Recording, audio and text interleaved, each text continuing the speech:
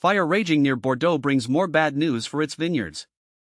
One of the largest fires in modern French history is burning west of Bordeaux, forcing hundreds of thousands to evacuate and coming to within 10 miles of the historic Château Smith-Haute-Lafitte. The chateau, whose stone walls date back to 1365 and are draped in vines and half-timbered towers, has long been a symbol of permanence for its owners. Yet the blaze arrives as the Bordeaux wine industry already staggers under drought, heat waves, weak sales driven by shifting drinking habits, and the tariffs imposed by President Trump on French wine. Ludovic Fradin, the managing director of the chateau and a representative of the Cathiard family, which also owns a vineyard in California's Napa Valley, said the situation feels like one problem piled on another. For the wine industry, it's one thing on top of the other. It doesn't make our lives very easy, he remarked, adding that in the face of such risk preparation is essential. Fradin noted that he is less concerned about the smoke currently blanketing the vineyards because Bordeaux's flat landscape and shifting winds tend to blow the haze away within a day or two. By contrast, smoke in Napa Valley can become trapped between its two mountain ranges and linger over the grapes, posing a greater threat.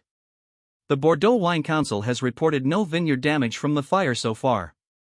Still, the chateau is preparing for a scenario once thought unthinkable, a fire reaching its own buildings. Plans are in place to evacuate the animals kept on the estate: horses, chickens, goats, and llamas, with the chickens and goats destined for shelter in the yard of Fradin's own house. He explained that the animals are living, breathing beings, whereas the vines are merely material.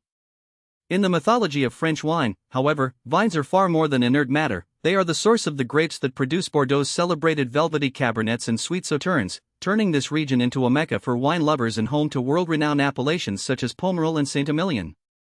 Experts agree with Fradin's assessment of the local topography but caution that it is too early to determine whether smoke from the blaze will affect this year's vintage. Research shows that grapes are most vulnerable to smoke exposure between the moment they change color from green to red and the time they are harvested. At Château Smith-Haute-Lafitte, the grapes have just begun that transition, meaning the white wine varieties are nearing harvest while the reds are still developing. Given the combination of natural hazards and market pressures, the Bordeaux wine community faces a challenging season. Fire raging near Bordeaux brings more bad news for its vineyards.